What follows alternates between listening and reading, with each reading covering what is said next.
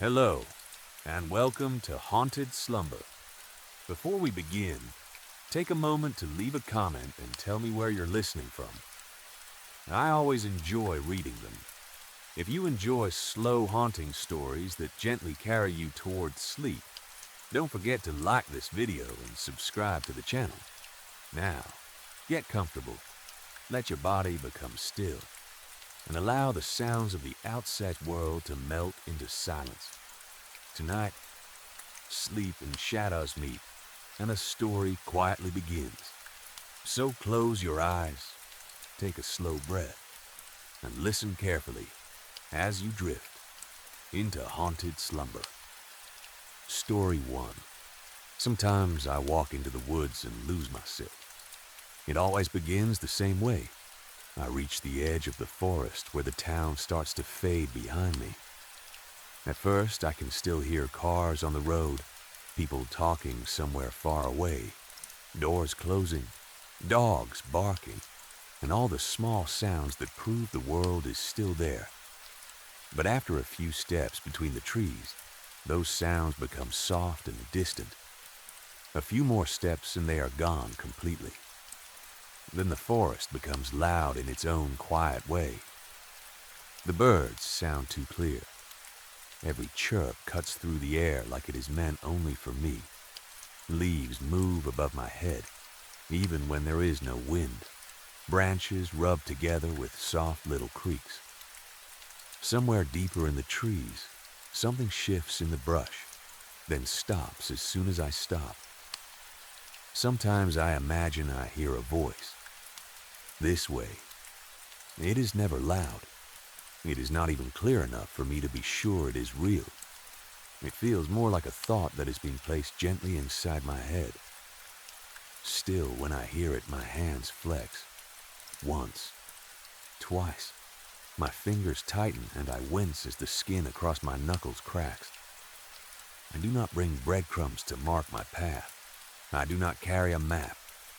I do not use my phone. I do not need any of those things. Or maybe I tell myself I do not need them because I already know they would not help. Instead, I pick at my hands. My fingers dig under the edges of my nails until I feel it.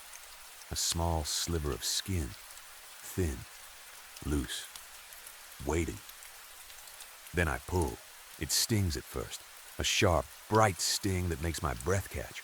But after that first second, the skin comes away in a thin strip, pale and soft, unrolling from my finger like thread from a spool. And so, I walk. With every step, more of me comes loose. There is pain, but not too much. Just enough to keep me present. Just enough to remind me I'm still here. Still walking. Still following something I cannot see.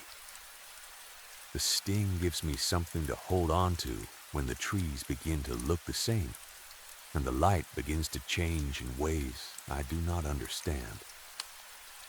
At first, I thought I was leaving something behind. A trail. Something small and human. Something I could follow back if I needed to.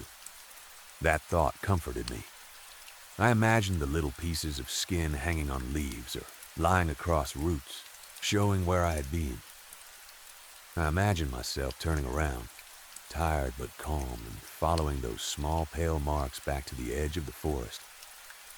Back to the town. Back to the place where I belonged. Because I do belong somewhere. I know that. I have a place, a home, a life, a name people use when they call for me.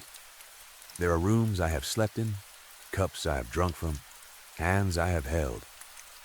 There are people who would notice if I did not return. At least I think there are.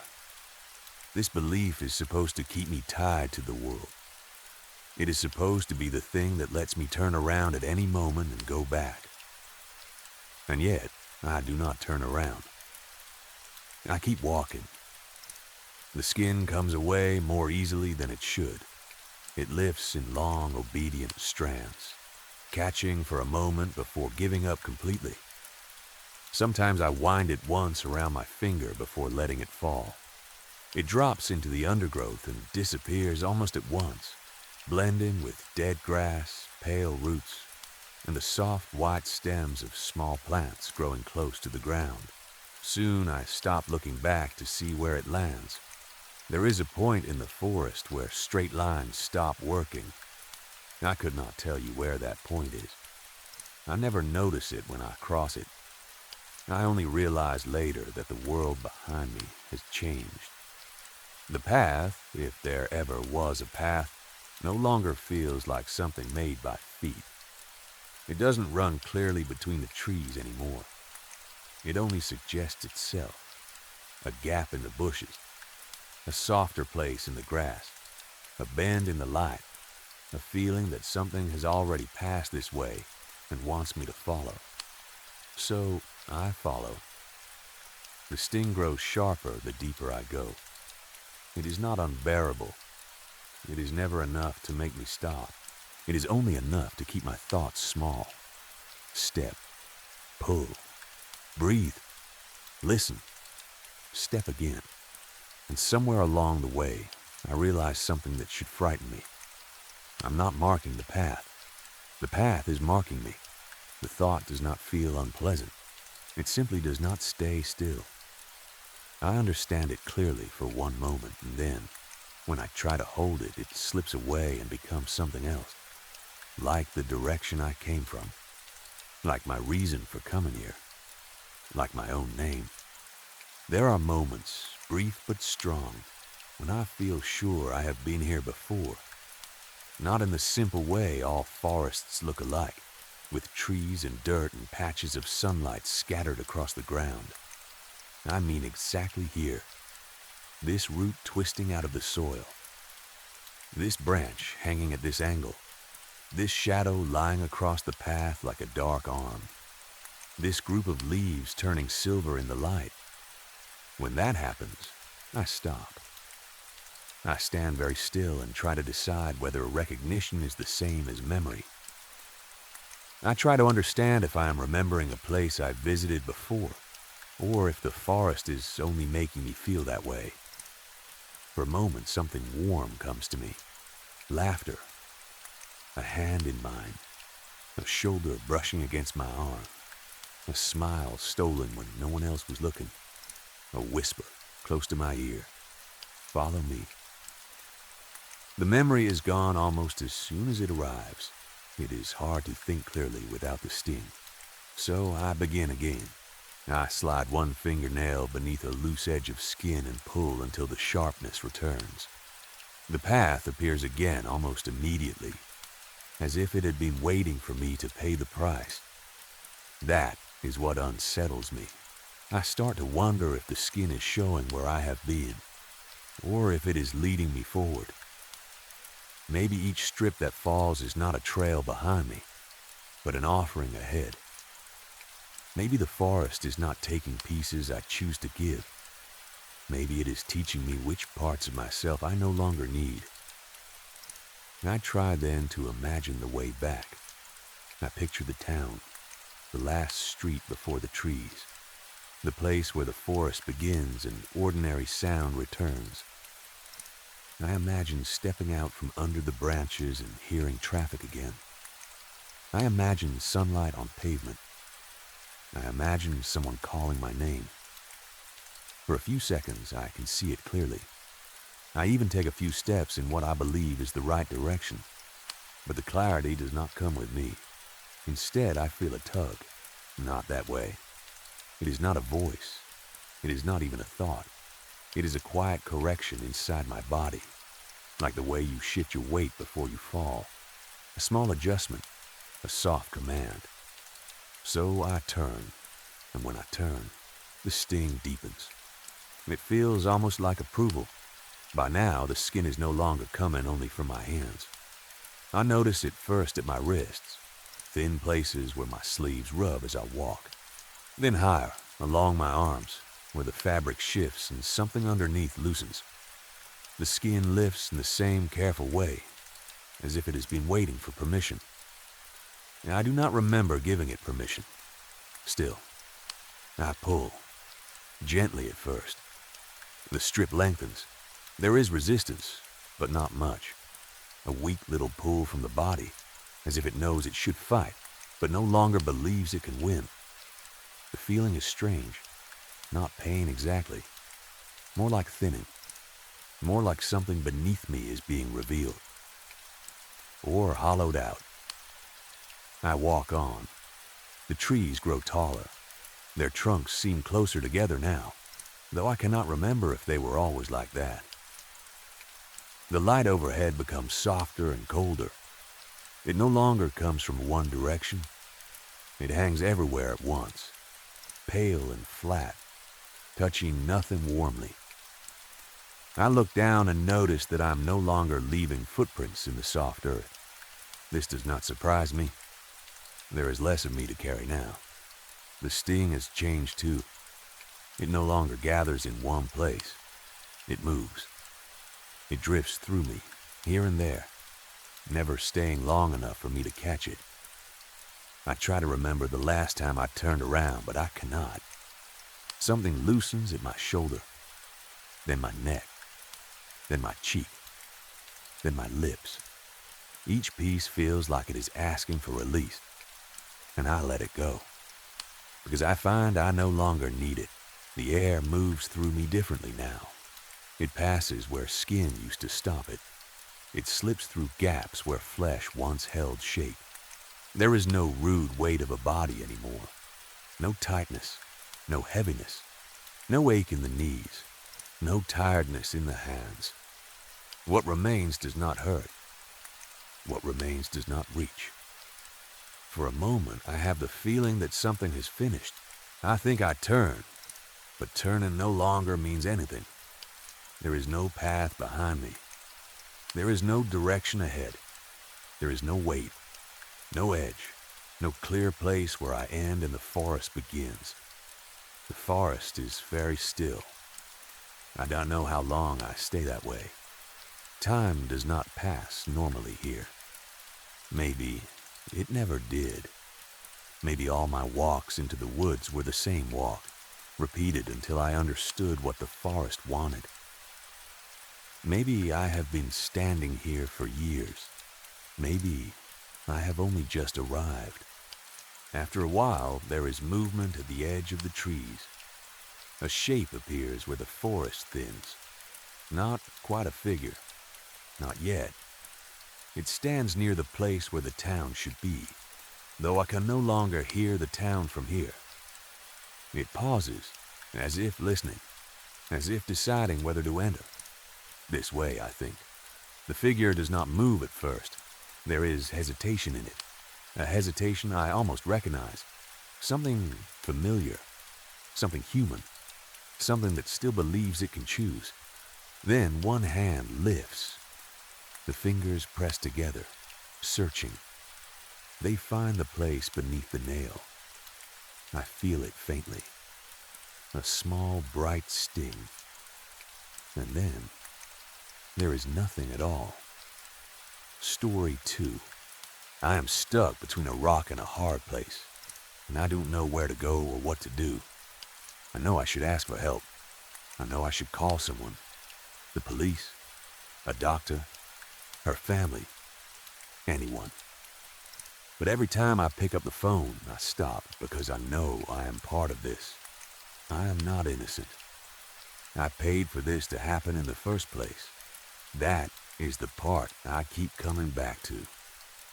I did not know it would become this. I swear I did not. I thought I was paying for help with my marriage. I thought I was paying for some kind of pressure, or advice, or private counseling, or whatever rich people use when they want a problem quietly handled. I did not think I was paying for my wife to be hollowed out in front of me. I found the company through a man I know from work. I do not know him well. We are not friends. We have spoken a few times in the break room, shared a drink once after a company event, and nodded to each other in hallways. That kind of relationship. I knew he had gone through a divorce because everyone at work knew. What made it strange was how fast it happened. 3 weeks. His wife signed everything. No long legal fight. No screaming matches through lawyers. No battle over the house, the savings, or the children. She just agreed to all of it and walked away. People at work joked that he must have had something terrible on her, but he only smiled when they said that. One day I asked him how he had done it. He looked at me for a few seconds before answering. Then he wrote a phone number on the back of a receipt and slid it across the table to me. He told me to call and ask for the residential program. He said it would be expensive, but if I really wanted a result, they would get it done. I asked what they actually did. He shook his head and said, "You don't ask how. You just pay the money and wait." I should have thrown the number away. Instead, I kept it in my wallet for 2 weeks. My wife and I had been fighting for months by then. Every little thing turned into an argument. The kitchen, money, my mother, her friends, my hours at work, the way I spoke, the way she spoke.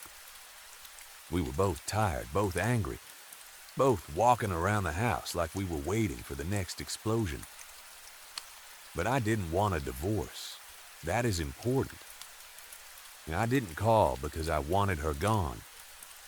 I wanted us to be the way we used to be. I wanted peace. I wanted to come home and not feel like I was stepping into a war zone. I wanted her to stop fighting me over every single thing. So I called the number. A woman answered. Her voice was calm and professional, like she worked for a normal company. She asked me what outcome I was looking for. I remember that word clearly. Outcome. I told her my wife and I were having problems. I told her I wanted things to be easier. I said I wanted my wife to be more compliant. That was the word I used. I hate myself for it now, but I said it.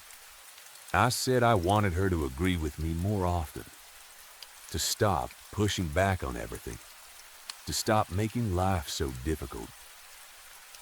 The woman on the phone did not sound shocked. She did not judge me. She just said they could help. She told me it would be a 6-month program. She told me the payment amount. It was more money than I should have spent. But not impossible. I put it on my credit card. She asked for our address, some details about our routine, and whether we had regular visitors. I answered everything. I even remember feeling relieved after the call, like I had finally done something practical. The cleaner started coming the next Tuesday. I did not arrange it myself, so I knew it had to be part of the program. My wife was annoyed at first. She said hiring a cleaner was a waste of money and that we could clean our own house. I told her it was my treat. I said we were both stressed and that maybe having one less thing to argue about would help. After the first visit, she changed her tune. The house looked spotless. The kitchen counters shone. The bathroom smelled fresh. The carpets looked better than they had in years. My wife admitted it was nice. She even smiled a little that evening, and for one stupid moment I thought maybe that was all the program was. Maybe they just sent someone to make the house nicer so couples fought less. The cleaner's name was Mindy. She was an average-looking woman in her 50s, white with a London accent and a calm, friendly way of speaking. She wore simple clothes, tied her hair back, and carried a box of cleaning supplies that looked ordinary enough. When we were home, she made small talk and then got to work. When we were out, she let herself in with the spare keys. I never saw her do anything strange. I never saw her touch my wife. I never saw her put anything in food or drinks. I never saw her enter rooms she was not supposed to enter. She cleaned the house every Tuesday, stayed for a few hours, and left. That was 5 months ago. This is what happened to the woman I married. The first month, nothing changed. My wife was exactly the same. She argued with me about the kitchen, about my work shirts on the bedroom chair, about money, about my tone, about the fact that I had hired a cleaner without discussing it properly. I was so frustrated by then that I almost called the number and demanded my money back. I thought I'd been scammed. During the second month, she stopped arguing about the mess in the kitchen. That might sound small, but it was not. The kitchen had always been one of our biggest fights. I cook sometimes, but I am messy when I do it. I leave pans soaking. I leave crumbs on the counter. I forget to wipe the stove. Before, she would get furious. She would say she was tired of being my maid. She would say I acted like a child. We would end up shouting for an hour over a few dirty dishes. Then, one day, she just stopped. She still washed the dishes, but she ignored the counters. She ignored the crumbs. She ignored the messy shelves. It was like that part of the house had stopped mattering to her. I thought maybe she was less stressed because Mindy was coming every Tuesday. I told myself it was a good sign. During the third month, she stopped going out on Fridays. That scared me more than the kitchen, though I did not admit it at first. Friday nights with her friends had been part of her life for as long as I'd known her. Sometimes they went for drinks. Sometimes dinner. Sometimes they just sat at Karen's house and talked for hours. I used to complain about it. I used to say she cared more about them than me. Then one Friday she said she did not feel like going. The next Friday, she stayed home again. Then the next. Karen came by 3 times. My wife hid in the bedroom each time and told me to say she was not feeling well.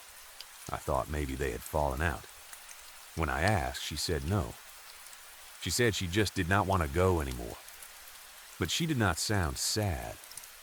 She sounded empty. During the 4th month, she lost weight. She did not need to lose weight. She had always been healthy. Beautiful, really, though I had stopped telling her that as often as I should have. But she started making dinner for me and then sitting across from me with only a glass of water. When I asked if she was eating, she said she was fine. She said everything was fine. But her voice had changed. It was flat, like someone had taken all the color out of it. She spoke like she was reading words from a page without understanding what they meant. Then she started checking things. The front door, the back door, the windows, the oven, the gas hob, the taps. She checked the front door 3 or 4 times before bed. Then she got up in the middle of the night and checked it again. Sometimes I heard her walking through the house at 2 or 3 in the morning, opening and closing locks, testing handles, whispering numbers under her breath. One night she got out of bed and didn't come back for several minutes. I went looking for her. I found her in the kitchen sitting on a chair in the dark, staring at the wall. She was not moving. Her hands were folded in her lap. Her face was calm, but not peaceful. It was blank. I said her name, and she turned her head slowly toward me, like she had heard me from very far away. It was one of the creepiest things I'd ever seen. That was when I called the number again. I told the woman I wanted to stop. I told her something was wrong with my wife. I told her this was not what I asked for. The woman did not sound surprised. She said the program was proceeding as expected. She said my wife was responding well. She said the final phase would be complete within 7 to 8 weeks. I asked what final phase. She said, the outcome you requested. I told her I'd requested compliance. I told her I only wanted my wife to be easier to live with. There was a small pause. Then she said, yes. And she hung up. The next Tuesday, I waited for Mindy to arrive. For the first time, she was late. When she finally knocked, I opened the door before she could use her key. I was shaking. I told her the cleaning was finished. I told her she was not to come back. I demanded the keys. She looked genuinely confused. That made it worse. She asked if something had happened. I told her to give me the keys and leave. She did. She walked down the path with her cleaning box in one hand and didn't look back. I thought that would help. That night, I came home very late from work and found my wife sitting in the kitchen in the dark again. This time, the chair was in the middle of the room, facing the front door. She was not crying. She was not sleeping. She was just sitting there with her hands in her lap, staring at the door like she was waiting for someone to come through it. I said her name. She looked at me, and for 1 second, I swear she did not recognize me. We had been married for 5 years, and she looked at me like I was a stranger standing in her kitchen. Then she smiled. It was awful. Too wide, too stretched. Her mouth smiled, but her eyes stayed dead. Then, just as suddenly, she seemed to come back to herself. She gasped, stood up, ran upstairs, slammed the bedroom door, and did not come out for 14 hours. I slept on the sofa. Stopping the cleaner did not make my wife better. It made her worse. After that, she almost stopped sleeping. Every night at exactly 3 in the morning, I woke up and found her standing at the foot of our bed. She stood there without moving, no blinking, no speaking. Her arms hung at her sides and her head tilted slightly, like she was trying to remember who I was. The first time it happened, I screamed. I have not screamed like that since I was a child. She did not react. I turned on the light and she was just standing there in her pajamas with her eyes wide open and a thinking expression on her face, like she was solving a difficult maths problem. I said her name. She blinked once, very slowly. Then she walked back to her side of the bed, lay down, and closed her eyes. In the morning, she remembered nothing. This happened every night for 2 weeks. Then month 5 began. One night I woke up and she was not at the foot of the bed. She was above me. She was crouching on all fours over my body, her knees and hands pressed into the mattress. Her face was only a few inches from mine. Her mouth was slightly open, and I could feel her breath on my skin. Her eyes were wide open, staring straight into me. Her head was tilted again, and she was smiling, not a real smile. It looked like something her face was doing without her permission. I was so scared I could not move. I lay there for 40 minutes, staring up at my wife while she stared down at me. I did not speak. I barely breathed. Finally, she climbed off the bed and walked downstairs. A moment later, I heard the kitchen chair scrape against the floor, the one facing the front door. During the day, she became exactly what I'd asked for. That is the part I cannot escape. She agreed to everything. I asked what she wanted for dinner. She said, whatever I wanted. I said, no. What do you want? She said, whatever I wanted. Every time, with no preference, no opinion, no irritation, and no pushback. So I tested it. I'm ashamed of that, but I did. I told her I thought we should give our car to my brother. She said, okay. I said I was going to empty our savings account. She said, okay. I said I wanted my mother to move in with us. She said, okay. Each answer came with the same flat little smile. Then I pushed it further. Not because I wanted to hurt her. I needed to know where the edge was. I needed to know if there was still a place where she would say no. I told her to cut off her hair. She stood up and went to the bathroom. A few seconds later, I heard scissors. I ran after her, but by the time I reached the doorway, she had already cut a chunk out near the side of her head. Hair lay in the sink. She kept cutting until I told her to stop. Then she turned around, holding clumps of her own hair, and placed them on the kitchen table in a neat pile. She asked, "Is that enough? Or do you want me to keep going?" I started crying. She just stood there with uneven hair, patches of scalp showing, and that empty expression on her face. Then she asked if I would like a cup of tea. 2 nights ago, she stood at the foot of the bed again. This time, she was holding the scissors. She was not pointing them at me. She was not threatening me. She was just holding them at her side, like she had forgotten they were in her hand. I told her calmly to put them down. She put them down. I told her to get into bed. She did. I asked if she was okay. She looked at the ceiling and said, "I'm whatever you need me to be." I lay awake beside her for the rest of the night. That was when I finally understood. This was not a mistake. This was not a side effect. This was exactly what I had paid for. I had asked for a compliant wife, and something had taken my wife away piece by piece until only obedience was left. Yesterday, I told her I was taking her to a doctor. For the first time in weeks, she refused.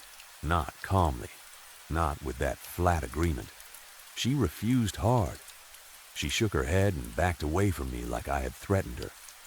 So I called a doctor to come to the house. I had to pull a few strings and lie a little, but he came. When he approached her, she held out her wrists. I do not know why.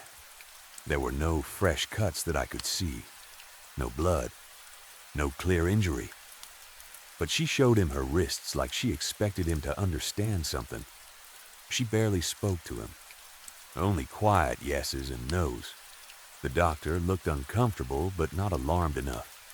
Before he left, he told me she needed more sleep. That was it. More sleep. He doesn't know her. He doesn't know that my wife used to laugh so loudly that people turned around in restaurants. He doesn't know she used to argue with me because she cared about things. He doesn't know she used to dance in the kitchen when she thought I was not looking. He does not know she used to hate weak tea and love Friday nights and roll her eyes when I said something stupid.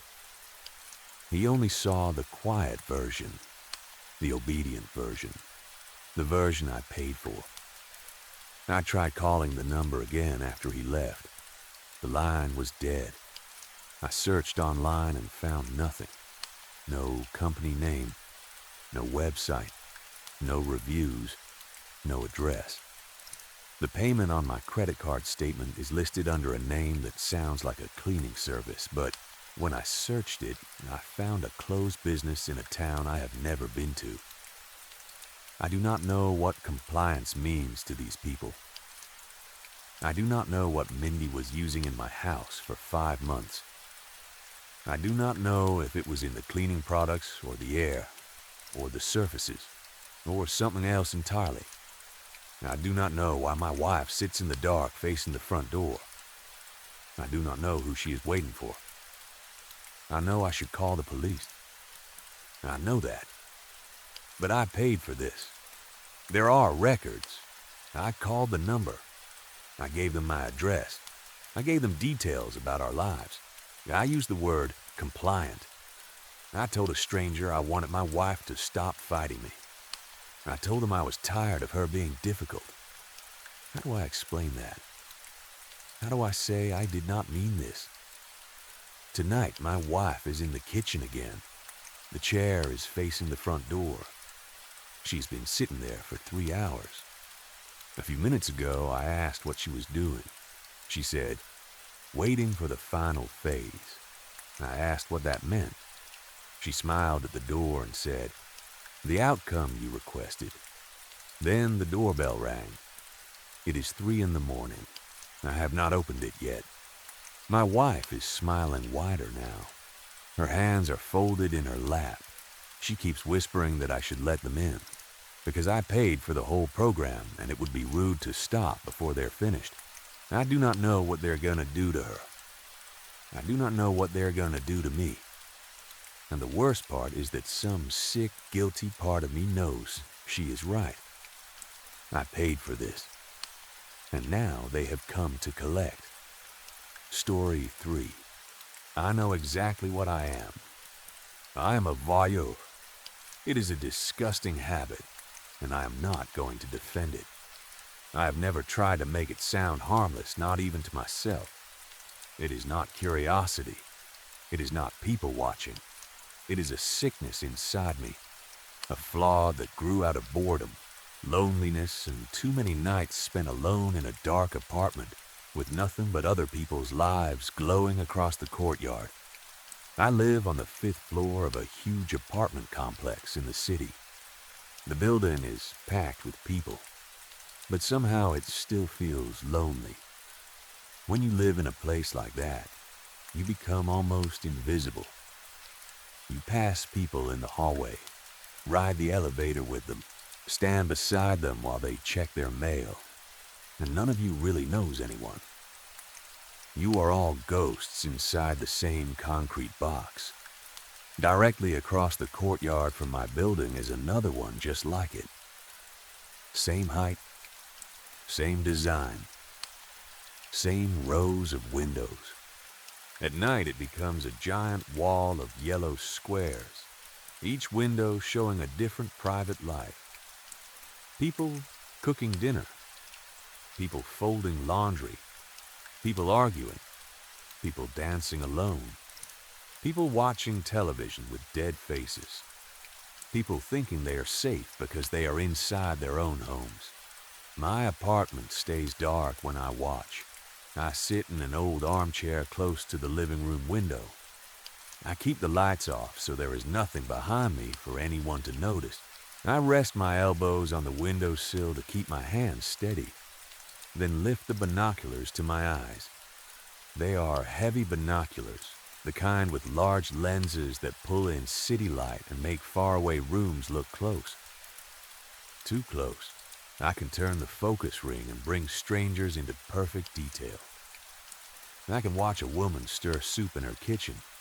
I can watch a couple fight in silence because their windows are closed and I cannot hear a word. I can watch someone brush their teeth, read in bed, cry into their hands, or sit perfectly still for an hour. It started because I was bored. Then it became routine. Then it became something I could not stop doing. A few nights ago, the weather was terrible. Rain poured down hard and steady, washing the whole city in gray. The courtyard below was empty. The pavement looked black and slick under the streetlights. Water streamed down the windows and made the buildings across from me shimmer like they were underwater. Bad weather always kept people inside, which meant more windows stayed lit.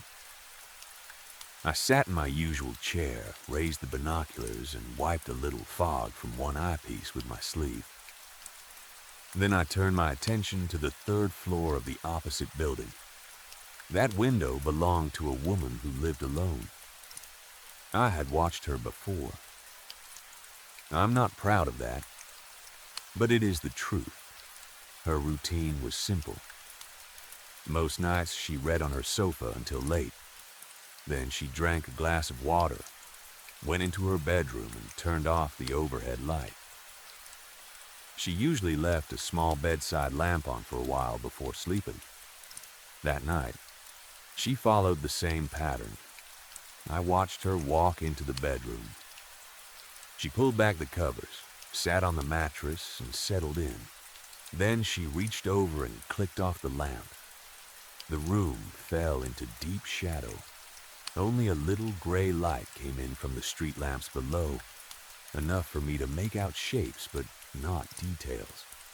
I kept the binoculars fixed on her window and waited for my eyes to adjust. That was when something moved in the far corner of her room. At first, I thought it was just darkness shifting because of the rain on the glass. A tall strip of shadow stood in the corner, where 2 walls met. But then that strip pulled itself away from the wall. My brain did not understand what I was seeing. The shape was a man. He was very tall, too tall, thin in a way that made my stomach tighten. He moved slowly across the bedroom floor toward the sleeping woman. I stopped breathing. I pressed the binoculars harder against my face as if getting a clearer view would somehow make it less real. The man leaned over her bed. His arms reached down toward the pillows. The woman woke at once. Her body jerked violently. Her back arched off the mattress. Her hands flew up and clawed at the air near her throat. She kicked under the sheets. She twisted. She fought with everything she had. But I could not hear her. That was one of the worst parts. Between my window, the rain, the distance, and the thick glass of both buildings, the murder happened in complete silence. It looked like a nightmare played behind a screen. The woman thrashed and struggled, but no sound reached me. The tall man did not move like a normal attacker. He did not flinch when she struck him. He did not shift his weight or lose balance. He stayed perfectly still, leaning over her, pressing down with terrible patience while she fought beneath him. I sat frozen in my chair. I should have called the police right away. I should have screamed.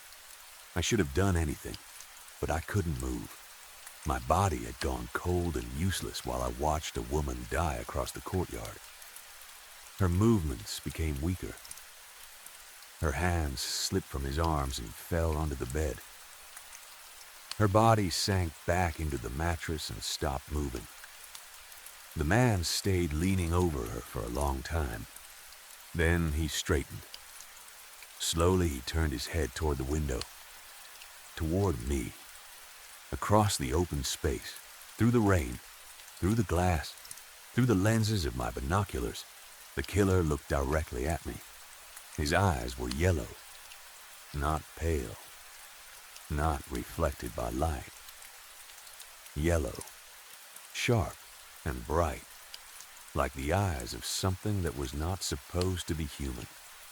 A cold terror hit my chest so hard, I almost dropped the binoculars. The distance between us was huge, but I felt that stare like he was standing in my own living room. Then the man stepped backward. Near the woman's window stood a thin, modern floor lamp. It was just a simple metal pole on a flat base, maybe 2 inches wide. The killer moved behind it and vanished. I blinked. I pulled the binoculars away from my face and rubbed my eyes hard. Then I looked again. The bedroom was empty. The woman lay still in bed. The floor lamp stood in the corner. Nothing else moved. A man taller than any person I had ever seen had stepped behind a metal pole no wider than a broom handle and disappeared. That was when panic finally broke through me. The binoculars slipped from my hands and hit the floor with a loud crack. I stumbled back from the window, almost tripping over my own chair. My heart was pounding so hard, it felt like it was trying to tear itself out of my chest. I ran through the dark living room and grabbed my phone from the kitchen counter. My hand shook so badly I almost dropped it while dialing 911. When the dispatcher answered, she asked for the location of the emergency. I gave her the address of the building across the courtyard. I gave the apartment number as best as I could. I told her a woman had just been murdered. She asked for my name. She asked where I was. She asked how I had seen it happen. I refused to answer that part. I just kept repeating the victim's apartment number. Then I ended the call. I threw the phone onto the counter and ran to my front door. I locked the deadbolt. Then I slid the chain into place. Then I stood there in the dark, breathing hard, listening to the rain beat against the windows. For a minute, I thought I was safe. Then the apartment started getting cold. It was not a normal chill. The air conditioning was off. The windows were shut, but the temperature dropped fast, like someone had opened a freezer somewhere in the room. The cold came from the corners first. It crept across the floor and climbed my arms until the hairs stood up. I backed away from the living room window and moved into the hallway between the living room and bedroom. The apartment looked exactly as it always did. The sofa was against the far wall. The television was off, reflecting faint streetlight.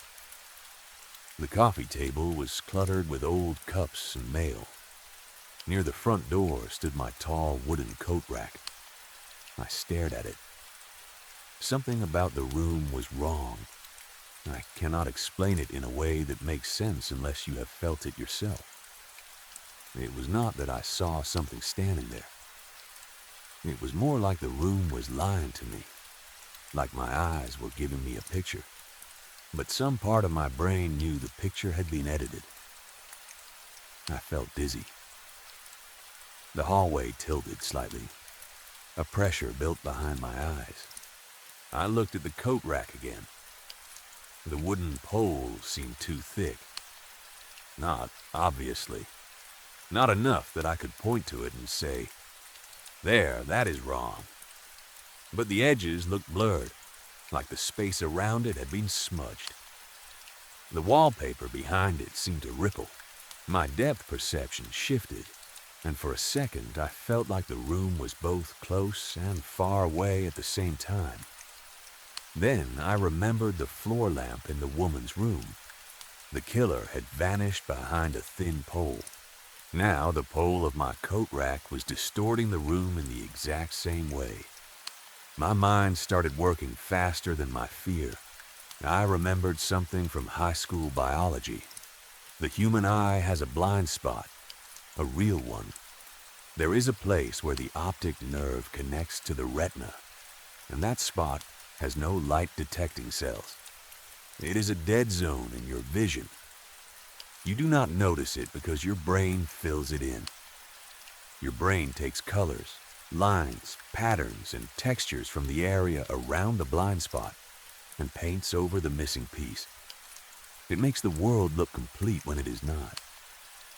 Most of the time, both eyes work together and each eye helps cover the blind spot of the other. But the gap is still there. The thought came to me all at once, and it was so terrible I almost could not accept it. If something knew how human eyes worked, and if that thing was thin enough, it would not need to hide behind a wall or a door. It would only need to line itself up behind a narrow object, a lamp, a coat rack, a door frame, a pole. It would stay inside the small blank space your brain is already used to hiding. Your own mind would erase it for you. The blind spot only works that way when both eyes are open and your brain is stitching the image together. My left hand rose slowly. My fingers were shaking. I pressed my palm tightly over my left eye. Half the world went dark, and the lie failed. The distortion around the coat rack snapped into clear shape. Standing behind the wooden pole less than 10 feet away from me was the man. He was impossibly thin, but not naturally thin. His body was folded into a shape that no human body should be able to hold. His long limbs were tucked tight against his torso. His shoulders were drawn inward. His head bent slightly down. His fingers, long and pale, rested gently against the wood of the coat rack. He had compressed himself into a narrow vertical line. He'd been standing there in my apartment, hidden in the blind spot of my own eyes, and he was staring directly at me. His eyes were yellow and cold, like a snake's.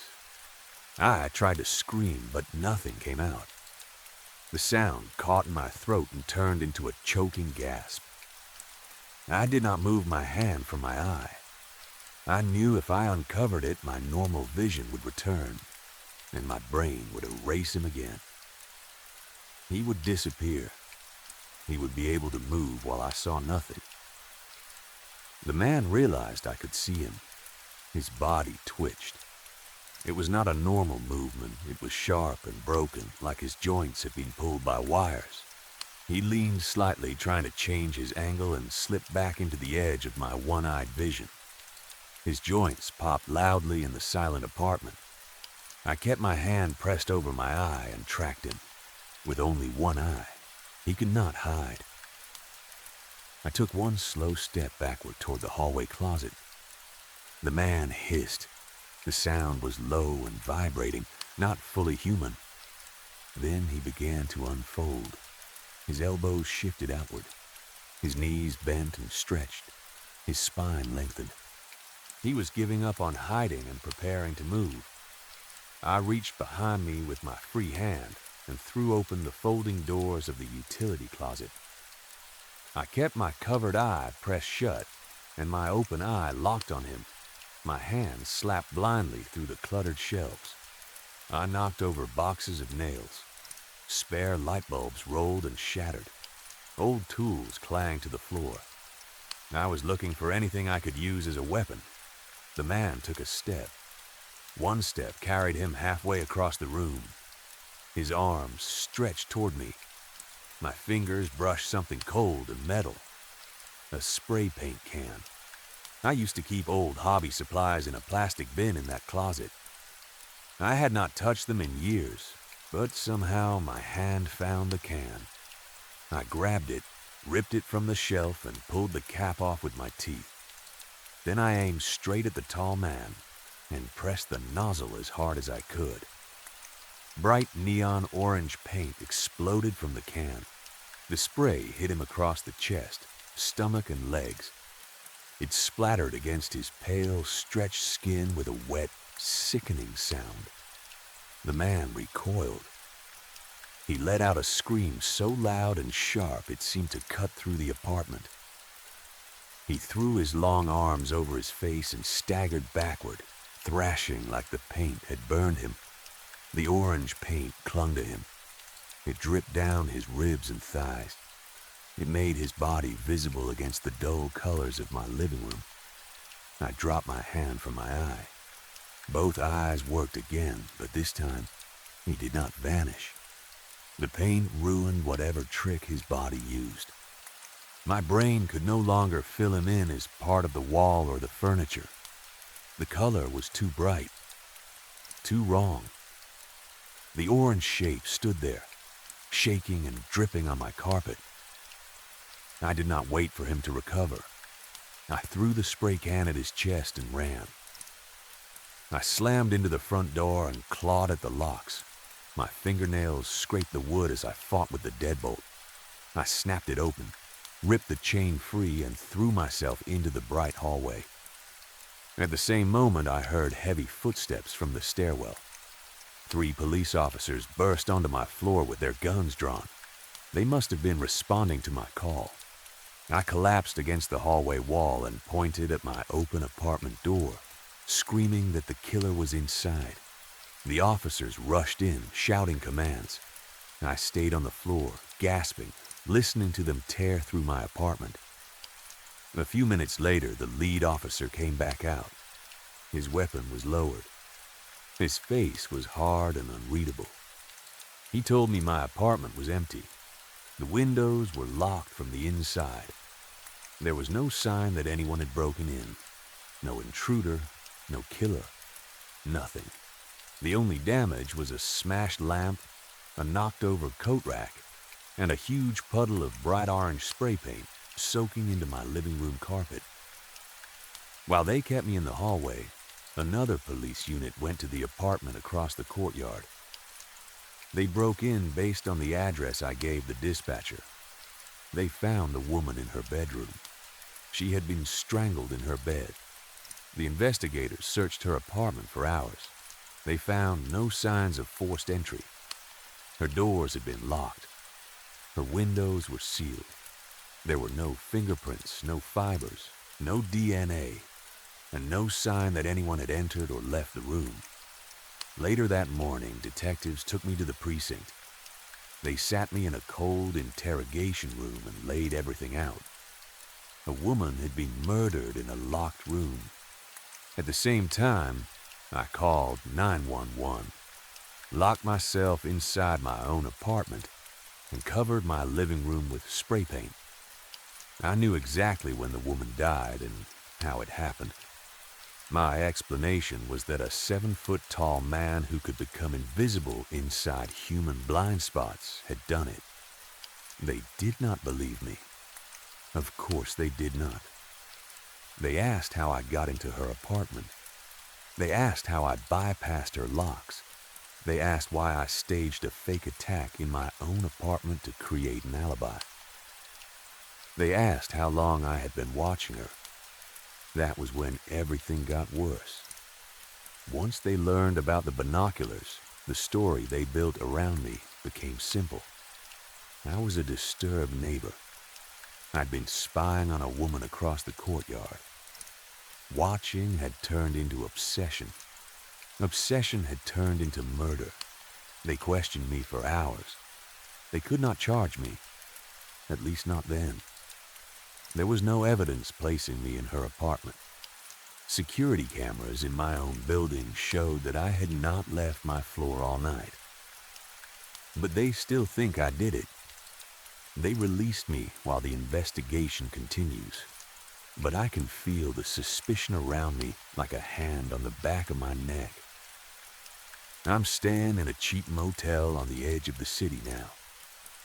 I cannot go back to my apartment. The police are watching me, waiting for me to make some mistake, waiting for me to reveal how I committed an impossible crime. But I know they will never find the killer. They are looking for a normal person, a person who uses doors, a person who leaves footprints, a person who can be caught on cameras and tracked through hallways. They are not looking for something that folds itself into the blank spaces of human vision. I am writing this from my motel room with every light on. I keep staring at the narrow shadows around the furniture, the lamp beside the bed, the thin gap between the curtains, the edge of the bathroom door, the metal pole of the clothes rack near the wall. Every narrow object feels like a hiding place now. I need people to understand what is out there. Your brain wants the world to look complete. It wants clean lines, full shapes, and safe rooms. It will lie to you to keep that picture whole. It will paint over gaps. It will smooth over things that do not belong. So if you are sitting alone at night and the room suddenly gets cold, pay attention. If you feel that deep, icy dread in your stomach, do not ignore it. If a coat rack, a lamp, a door frame, or any narrow object in your room looks slightly too wide, slightly blurred, or wrong at the edges, do not trust your eyes. Cover one eye. Keep it covered. And look again. You may see nothing. I hope you see nothing. But if you do see him, do not blink. Do not look away. And do not let your brain make the room empty again, because he might already be standing in your blind spot, waiting quietly for you to go to sleep. Story 4. I am scared of water. I know what you are probably thinking. How can someone be scared of water if they once swam in a lake at summer camp? That sounds strange, I know. But I was not always afraid of water. I used to swim. I used to splash around like any other kid. I used to think lakes were fun, pools were fun, and summer camp was just a place where children ran around, got sunburned, and made memories they would laugh about later. My fear comes from something that happened when I was a child.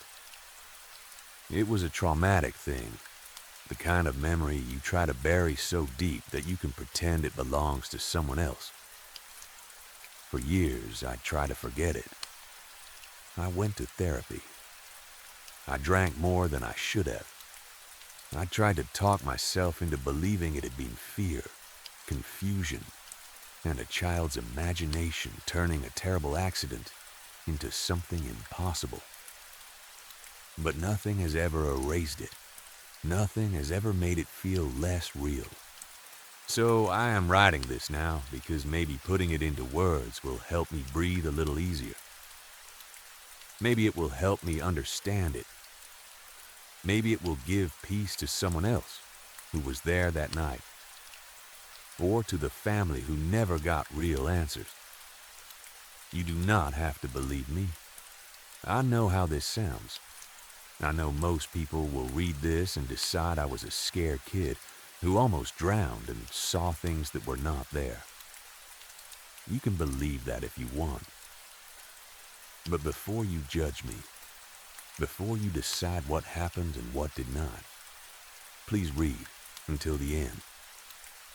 I was 12 years old when my parents sent me to Camp Moonflower for the summer. I had never gone to summer camp before. Honestly, I didn't want to go. I was not the kind of kid who liked being thrown into groups. I was quiet. I liked video games, books, and staying inside where nobody expected me to talk more than I wanted to. My parents thought I needed fresh air and friends my own age.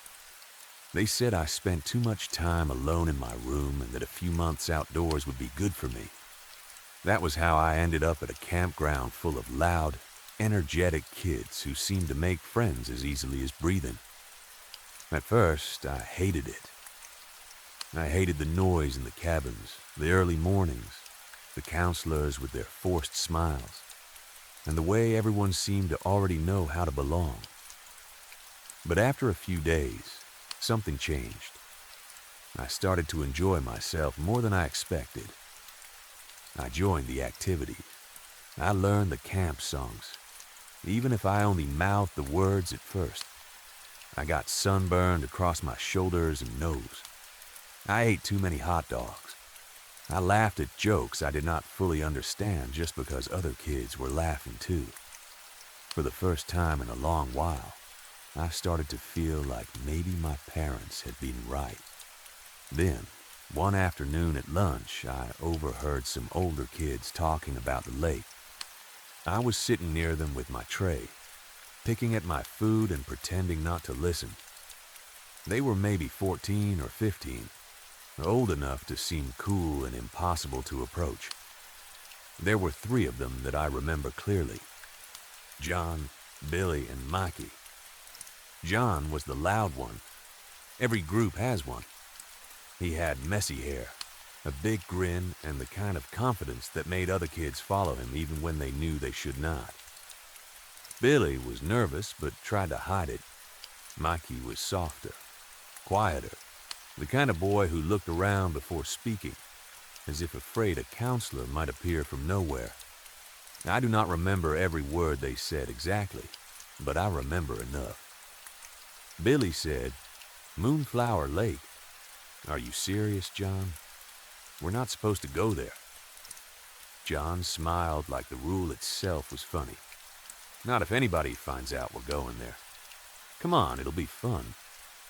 We'll be back before anyone notices." Mikey shifted in his seat and lowered his voice. "I don't know. I think Billy's right. Maybe that's not a good idea." John rolled his eyes. "Don't be such a baby. You don't actually believe that curse stuff, do you?" The word curse made me look up from my tray.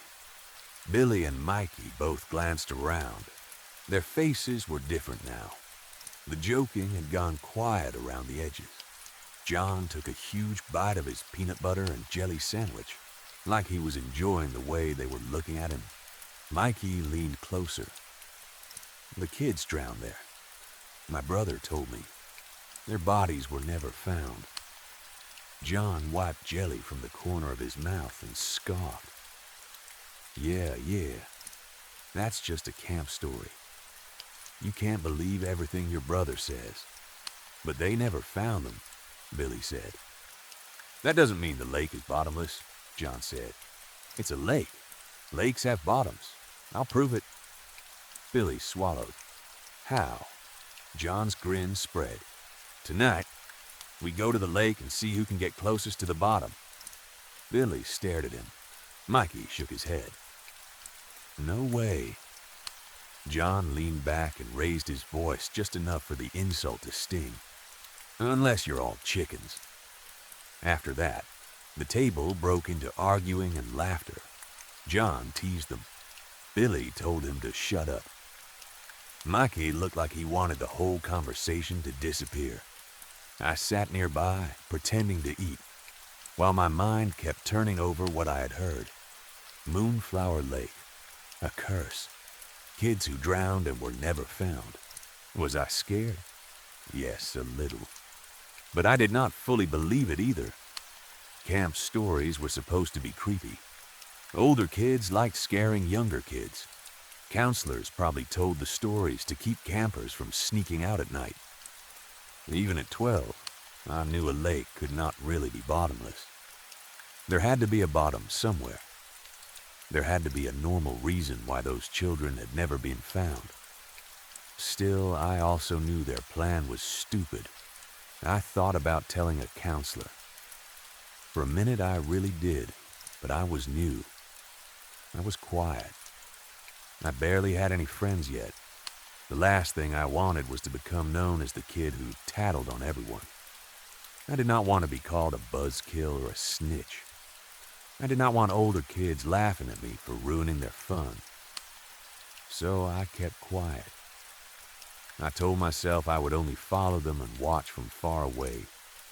If anything got too dangerous, maybe I could run for help. And if nothing bad happened, maybe I could join them. Maybe I could laugh with them. Maybe I could become part of their group, even for one night. That thought stayed with me for the rest of the day. When night finally came and the camp settled down, I lay awake in my bunk, listening to the breathing of the other kids in the cabin. Outside, insects chirped in the dark. The air smelled like pine trees, old wood, and damp earth. I waited until I was sure everyone was asleep. Then I slipped out of bed, pulled on my shoes, and crept toward the door. I moved as quietly as I could. At that age, I thought I was silent as a shadow. Looking back, I was probably making plenty of noise, but nobody woke up. Outside, the night felt bigger than it had during the day. The camp paths were dark and silver under the moonlight. The grass was wet and soft beneath my shoes. I hurried toward the tree line, heart beating fast, feeling both terrified and excited. I felt like a spy, like a ninja, like someone about to have the kind of adventure other kids would talk about for years. I followed the path through the trees until I saw the lake. Moonflower Lake was beautiful in the dark. That is one thing I hate remembering, because part of me still sees it that way. The water was wide and black, with moonlight spread across it like broken glass. The trees leaned close around the shore. The dock stretched out over the water, old boards pale under the stars. John, Billy, and Mikey were already there. They stood on the dock in their swim trunks, whispering and laughing too loudly for people trying not to get caught. John was bouncing on his toes, hyping himself up. Billy kept looking back toward the camp. Mikey had a towel wrapped around his shoulders, even though he had not gone in yet. John shouted, "Come on, let's go." Then he ran and dove into the lake. The splash was loud enough to make me flinch. For a second, the water swallowed him completely. Then he came back up, laughing and shaking hair from his eyes. "See?" he called. "Nothing got me." Billy and Mikey hesitated, but only for a moment. Pride is a powerful thing when you are young. One by one, they jumped in too. Soon they were splashing around, trying to act fearless. They dared each other to swim farther. They held their breath and dove under, trying to see who could go deepest. I stayed hidden near the trees, watching. They took turns going down, staying under for a few seconds, then coming up laughing and gasping. Each time someone would ask if they touched bottom. Each time, the answer was no. John made a big show of it. He said the others were not trying hard enough. He called them chickens again. He slapped the water and told them he was going to do it properly. I remember standing there, torn between fear and disappointment in myself. I wanted to go to them. I wanted to run down the dock and jump in like I belonged there. I thought maybe if I did, they would be impressed. Maybe they would ask my name. Maybe I would not feel like an outsider anymore. But I waited too long. Billy and Mikey climbed out first. They sat on the dock, dripping and shivering, rubbing themselves with towels. John stayed in the lake. "Come on," Billy said. "Let's go before we get caught." John smiled and disappeared under the water again. At first, nobody worried. Billy shook his head and said, "Very funny, John. Quit messing around." Mikey stared at the spot where John had gone under. A few seconds passed, then more. The surface of the lake smoothed out. Billy stood up. "John?" There was no answer. Mikey stepped closer to the edge of the dock. "John, stop it." Still nothing. I felt a cold knot form in my stomach. Even from where I stood, I knew something was wrong. This was not a joke anymore. Billy and Mikey knew it too. Their faces looked pale in the moonlight. They kept staring at the water, waiting for John to burst through the surface, laughing. Instead, the water broke open. John came up, thrashing. He was not laughing. He was screaming, "Help! Something's got me!" His voice was high and broken with terror. His arms slapped the water wildly. He tried to grab at nothing. For 1 second, I saw his face clearly. His eyes were wide. His mouth was open. Water ran over his cheeks. Then something pulled him down. He vanished beneath the surface so fast it looked like the lake had swallowed him. The splashing stopped. Only ripples remained, spreading out under the moon. Mikey shouted, "What do we do?" Billy's mouth moved, but nothing came out. He looked frozen. Both of them stood there on the dock, staring at the water, too scared to jump in. And then I made the decision that changed everything. I ran. I left the trees and sprinted toward the dock. My shoes hit the wood hard, loud enough that Billy and Mikey turned and saw me for the first time. Billy shouted, "Hey, kid, what are you?" I did not hear the rest. I closed my eyes, took one deep breath, and jumped. The water was freezing. It wrapped around me like ice and punched the breath from my chest. For a second, I panicked from the cold alone. Then I forced my eyes open. The water stung badly, but I tried to see through it. There was nothing. No John, no bottom, no dock. Not even my own hands clearly in front of me. Everything was black. I kicked downward anyway. Pressure built in my ears almost immediately. I kept swimming, arms pushing through the dark water, legs kicking hard. I had no idea if I was moving in the right direction. It felt like I was swimming in place. No matter how hard I tried, the darkness stayed the same around me. Then I heard laughter.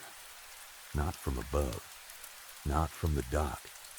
It was faint and far away, echoing through the water. Children laughing.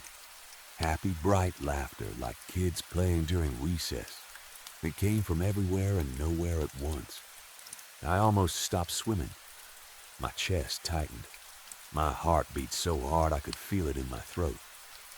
But I thought of John. I thought of him screaming. I thought of Billy and Mikey frozen on the dock. I told myself sound travels strangely underwater. I told myself I was scared and confused.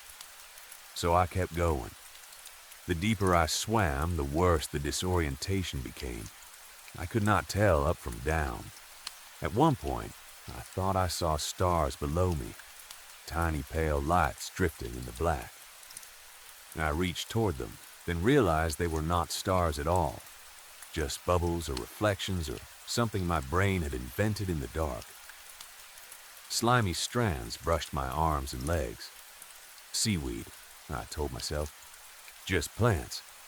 But every touch made me jerk. Every soft brush felt like fingers. My lungs began to burn. I needed air. I needed to turn back. I'd already been under too long, and I still had not found John. The smart part of my mind screamed at me to go up before I drowned too. But I didn't want to leave him. I was 12 years old, and I thought if I came back without him, everyone would know I had failed. I thought I would be letting him die. I thought bravery meant staying until you saved someone. Then something touched my ankle. At first, I thought it was a fish. A quick brush, cold and soft. Then it grabbed me. I kicked hard, trying to pull free. My foot would not move. I thought maybe I had caught it in weeds or under a log. I reached down blindly, but before I could feel anything, I was yanked downward with terrible force. Bubbles burst from my mouth. My lungs burned hotter. My chest felt like it was being crushed from the inside. I kicked and twisted, trying to free my ankle, but the pull only got stronger. I knew better than to scream underwater, but when I looked down and saw what had me, I almost did. Children. There were children beneath me, a dozen of them, maybe more, floating in the dark waters. Their hands were wrapped around my legs. Their skin was pale and almost clear, rippling with the lake as if the water was part of them. Their eyes were milky white, wide and bright with awful happiness. Their hair floated around their faces. Their mouths were open in smiles. They looked delighted. They pulled me down like they had won a prize. I fought with everything I had. I kicked at their faces. I clawed at their hands. I tried to swim upward, but I only moved deeper. Their little fingers tightened around my ankles and calves. More hands found me. Their laughter grew louder, bubbling around me from every side. It sounded like a playground. It sounded like children having fun. That made it worse than if they had looked angry. I was crying by then, I think, though underwater tears do not matter. My body was running out of strength. The burning in my chest turned sharp and then strangely distant. My arms felt heavy. My legs felt like stone. The black water stretched forever below me. Then one child drifted closer than the rest. His face came within inches of mine. When I recognized him, something inside me went completely still. It was John. His hair floated around his pale face. His eyes were not normal anymore. They had that same milky shine as the others, but there was something worse in them. Excitement, hunger, joy. He smiled at me as if he had been waiting for me to arrive. The other children circled around us. They stared at me with curious faces, like I was a new toy they had found. Then I heard words inside the water. A new friend. I don't know if John said it. I don't know if all of them said it together. The words seemed to press directly into my head. That was when I understood. They were not trying to kill me because they hated me. They were lonely. They wanted me to stay. Tiny, clear hands gripped my legs tighter and pulled me deeper into the cold black below. I had never truly thought about death before that night. Not in a real way. Kids know people die, but they do not understand it. They do not feel it waiting close by. But as I sank into Moonflower Lake, I thought about it with every fading heartbeat. Would death be dark like this? Would it be cold? Would I see God? Would I see my parents? Would anyone ever find me? The water around me became blurry. Shapes bent and broke.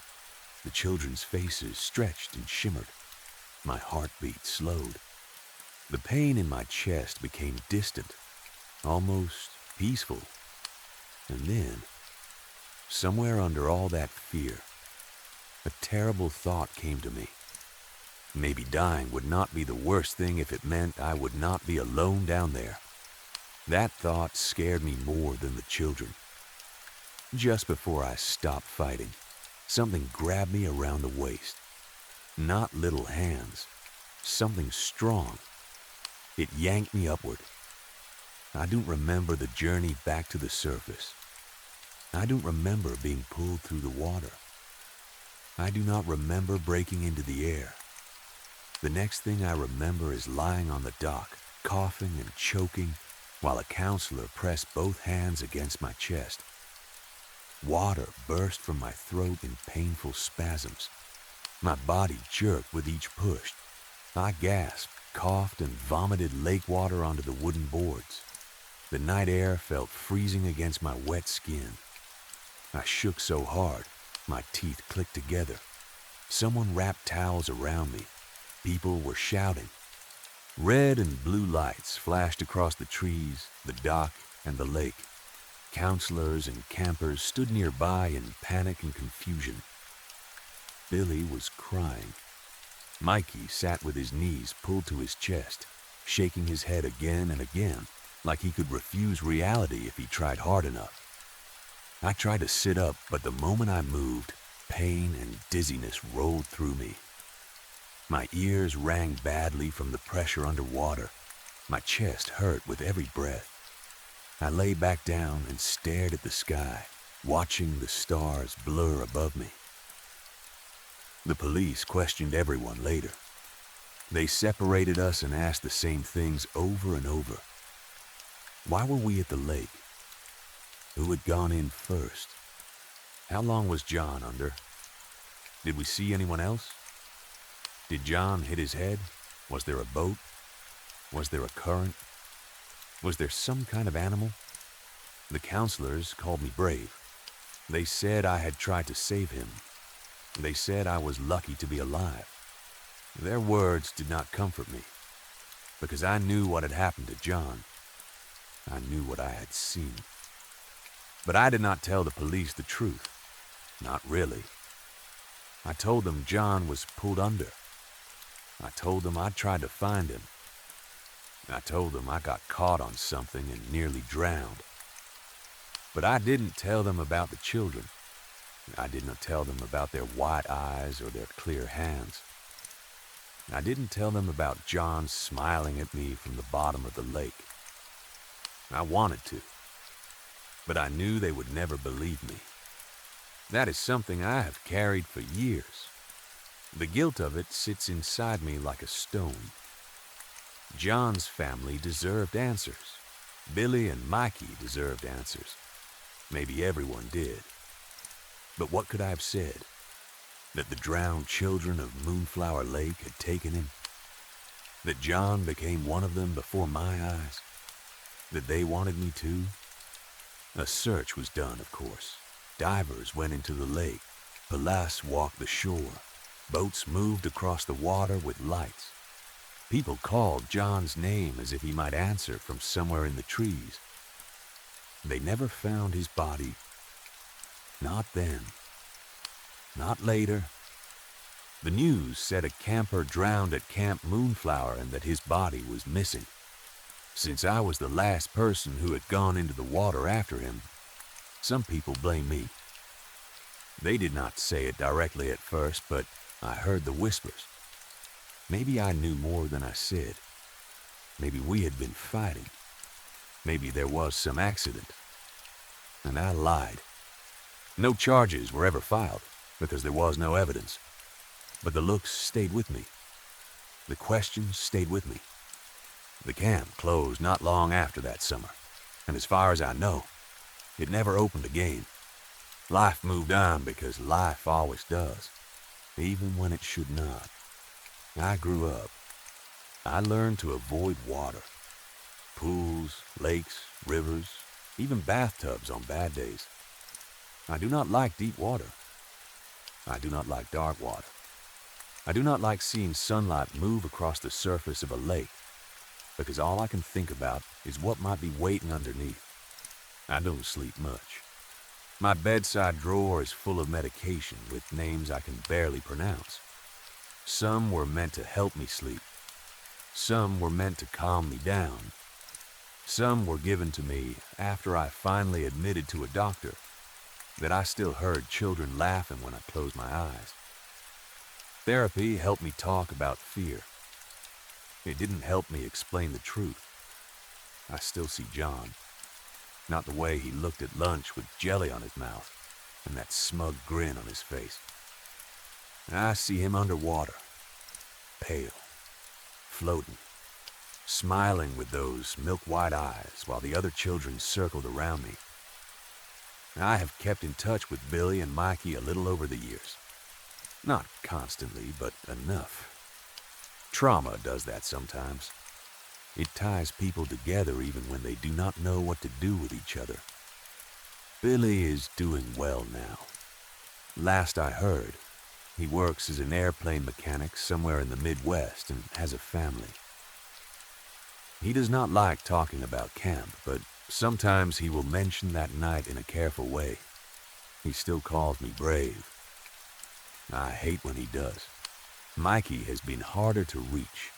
He has businesses, kids, and a busy life. He answers messages late or not at all. When we do speak, he tries to keep things light, but I can hear it in his voice. He remembers. Maybe not what I saw, but he remembers the lake going still after John disappeared. He remembers me being pulled out half dead. He remembers the way the water looked under the moon. Sometimes we talk about that night, but I have never told them the full truth. They still see me as the kid who jumped in to save John. They think I was a hero. I have never felt like one. A hero would have saved him. A hero would have told the truth. A hero would not still wonder, after all these years, whether some part of him wanted to stay down there when the children called him their new friend. I keep asking myself what would have happened if that counselor had not pulled me out. Would I have drowned? Would my body have vanished too? Would I be at the bottom of Moonflower Lake with John and the others, waiting in the dark for another child to swim too deep? Even after writing all this, I do not feel better. Not really. The fear is still here. The guilt is still here. The lake is still there in my mind, black and endless, with children laughing somewhere beneath the surface. But maybe this will give someone closure. Maybe John's family will know that he was not alone when he disappeared. Maybe Billy and Mikey will understand why I never looked at water the same way again. Maybe someone who remembers Camp Moonflower will finally believe the old stories were not just stories.